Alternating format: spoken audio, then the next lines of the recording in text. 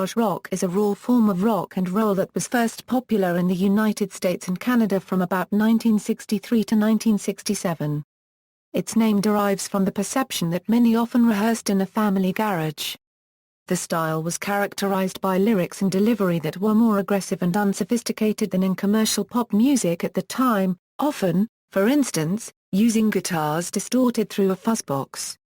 It began to evolve from regional scenes as early as 1958, heavily influenced by surf rock. The British invasion of 1964-66 greatly influenced garage bands, providing them with a national audience. Thousands of garage bands were extant in the USA and Canada during the era. Hundreds produced regional hits, and a handful had national chart hits. By 1968 the style largely disappeared from the national charts. It was also disappearing at the local level as amateur musicians faced college work or the draft. During the 1960s, it was not recognized as a separate music genre and had no specific name. In the early 1970s, some critics referred to the style as punk rock, the first form of music to bear this description. Although it is sometimes called garage punk, proto-punk, or 1960s punk, the style has predominantly been referred to as garage rock. Characteristics: the term garage rock comes from the perception that many such performers were young and amateurish, and often rehearsed in a family garage. Some bands were made up of middle-class teenagers from the suburbs, but some were from rural or urban areas, while others were composed of professional musicians in their 20s. The performances were often amateurish, mauvais or intentionally raw, with typical themes revolving around the traumas of high school life and songs about lying girls being particularly common. The lyrics and delivery were notably more aggressive than was common at the time, often with growled or shouted vocals that dissolved into incoherent screaming. Instrumentation was often characterized by the use of guitars distorted through a fuzzbox. Nevertheless, garage rock acts were diverse in both musical ability and in style, ranging from crude one-chord music to near-studio musician quality. There were also regional variations in many parts of America with flourishing scenes particularly in California, offering bands such as Strawberry Alarm Clock, the Electric Prunes, Dino, Daisy and Billy, the Standalls, and Texas, offering bands such as Sir Douglas Quintet, the 13th Floor Elevators, Sam the Sham, and Fever Tree. The Northwest states of Idaho, Washington and Oregon had perhaps the most defined regional sound with bands such as the Bootmen, the Sonics and Paul Revere and the Raiders. History, origins. The style began to evolve from regional scenes as early as 1958. Link Wray, with his innovative use of power chords and distortion, was an early influence. Tall Cool One by the Fabulous Wailers and Louie Louie by the Kingsmen are mainstream examples of the genre in its formative stages. By 1963, garage band singles were creeping into the national charts in greater numbers, including Paul Revere and the Raiders, the Trashmen and the Rivieras. Other influential garage bands, such as the Sonics, never reached the Billboard Hot 100 singles chart. In this early period many bands were heavily influenced by surf rock and there was a cross-pollination between garage rock and energetic and upbeat party frat rock, though the latter is sometimes viewed as merely a subgenre of garage rock. The British invasion of 1964-66 greatly influenced garage bands, providing them with a national audience and leading many to respond. The invasion also inspired new, and often very raw, bands to form.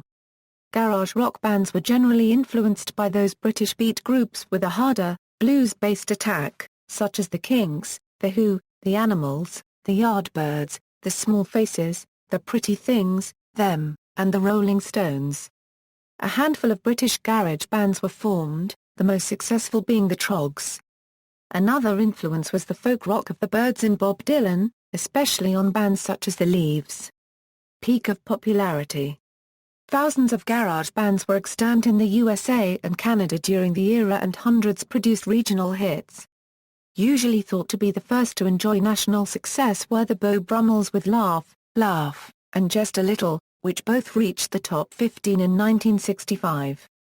Other examples include, Fortune Teller by Des Moines, The Image, The Witch by Tacoma's The Sonics, Where You Gonna Go by Detroit's unrelated segments, It's Cold Outside by Cleveland's The Choir, Girl I Got News for You by Miami's Birdwatchers, Dirty Water by Los Angeles-based The Standalls, I Need Love by Canton, Illinois, The Third Booth, and 1-2-5 by Montreal's The Haunted.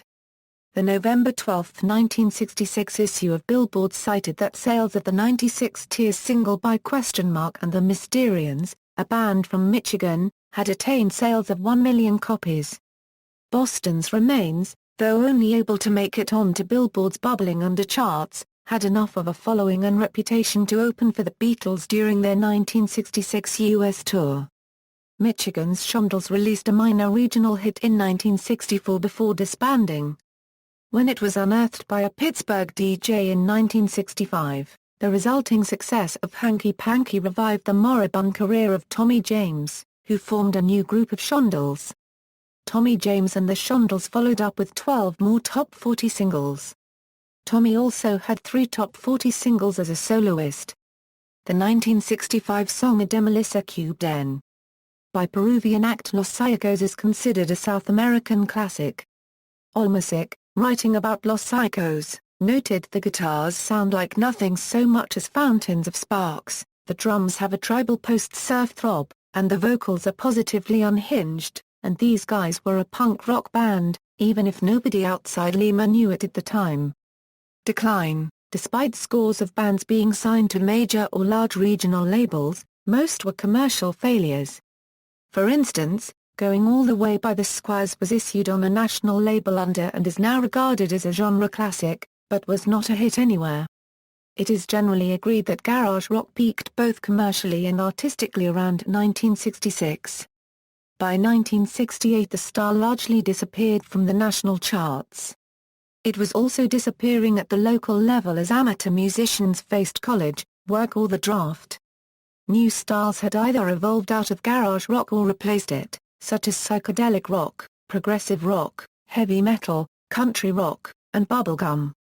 In Detroit, garage rock stayed alive well into the 1970s, with bands like the MC5, the Stooges, the Up and Death, who employed a much more aggressive style. These bands began to be labeled punk rock and are now often seen as proto-punk or proto-hard rock. Revivals.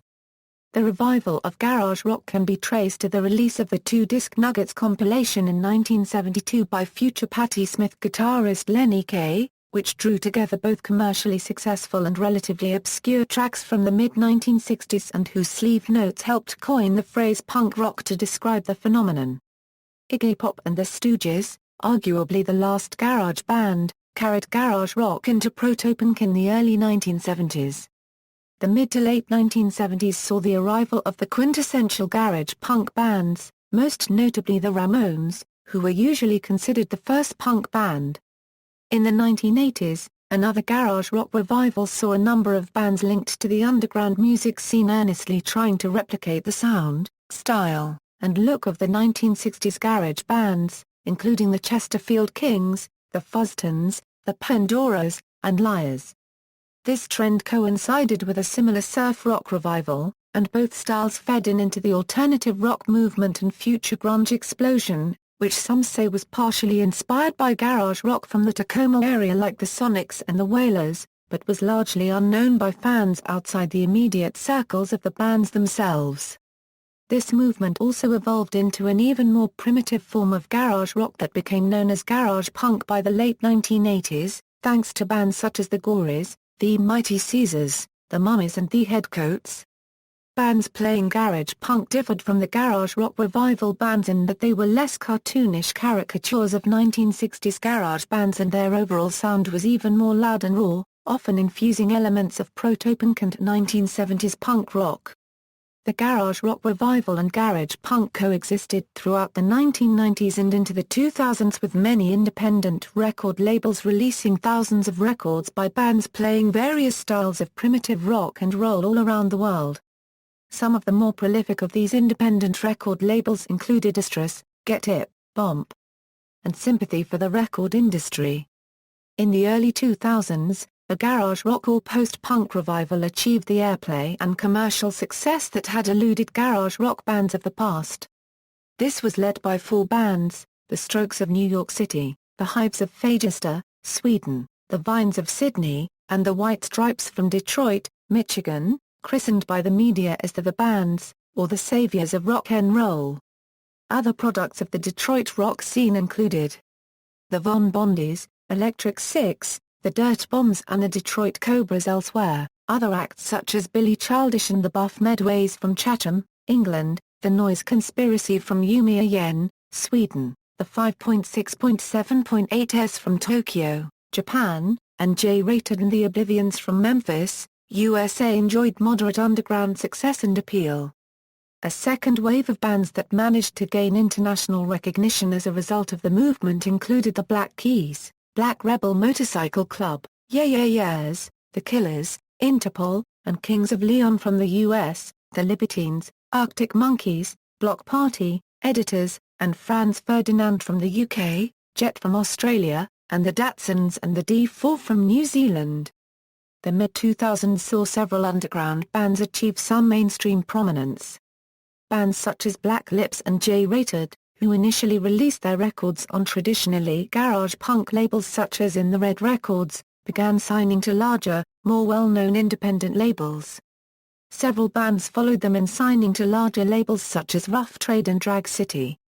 See also, American Rock, Freakbeat, Group Sounds, List of 1960s one-hit wonders in the United States, List of garage rock bands, List of garage rock and psychedelic rock compilation albums, Need a Beat and Need a Pop, Uruguayan Invasion, References. Additional references: Buckley, Peter. The Rough Guide to Rock, the definitive guide to more than 1,200 artists and bands. London, Rough Guides. ISBN A18430531054. Suggested reading: Bangs, Lester. Psychotic Reactions and Carburetor Dung. Anchor Books. New York. ISBN 0-679-72045-6, a partial compendium of Bangs articles discussing various musical topics, including some of the earliest writings about this genre. Hicks, Michael. 60s Rock, Garage, Psychedelic, and Other Satisfactions. University of Illinois Press. ISBN 0252069153/ISBN 978-0252069154, covers garage and psychedelic bands of the 60s. Limleich, Jeffrey M. Savage. Lost, Florida Garage Bands, the 60s and Beyond. Distinctive Publishing Corporation.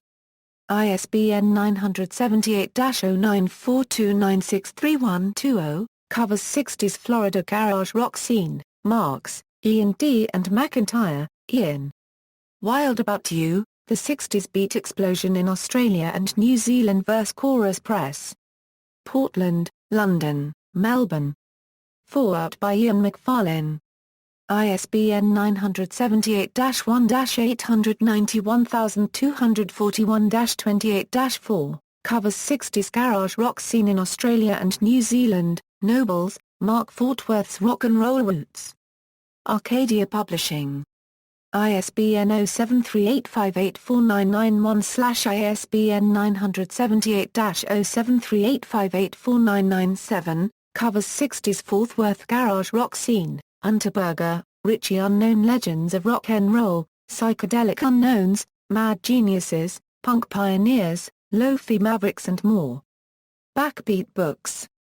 ISBN 0879305347/ISBN 978-0879305345, covers lesser-known and overlooked rock artists from the 1960s, including garage and psychedelic. Unterberger, Richie. Urban Spacemen and Wayfaring Strangers, Overlooked Innovators and Eccentric Visionaries of 60s Rock. Backbeat Books. ISBN 0879306165/ISBN 978-0879306168, covers more lesser-known and overlooked rock artists from the 1960s, including garage and psychedelic. External links: 60s garage bands, local and regional bands of the 1960s, A Bit Like You and Me, 60s garage band biographies, song histories, lyrics, and music, About.com a brief history of punk, a Euro early history of punk rock from garage era through the late 1970s. About.com profile of garage rock, a Euro another, slightly different, definition and history of garage rock, beyond the beat generation, a Euro interviews with former members of 1960s garage bands, down the line, a Euro news, information, and reviews of 1960s bands, Everett True, a Euro unregistered trademark S Australian garage rock primer, covers Australian garage rock bands of the 1960s and later, Garage Hangover, a Euro garage bands of the 1960s by state, province and country, Garage Music, a Euro biographies and reviews of garage rock bands, Garage Rock, a Euro Spanish language. Covers Latin garage acts, GS, covers the group Sounds garage beat boom in Japan, My First Band, a Euro biographies of 1960s garage rock bands, Psychedelic rock and roll, a Euro information about garage, British invasion, folk rock, and psychedelic bands, Southern garage bands, a Euro information about 60s garage bands from the southern United States, Transparent Radiation, a Euro provides information about 60s garage rock bands, Trans World 60s punk, QT Morning Moon, a Euro mostly about garage bands from outside of the United States.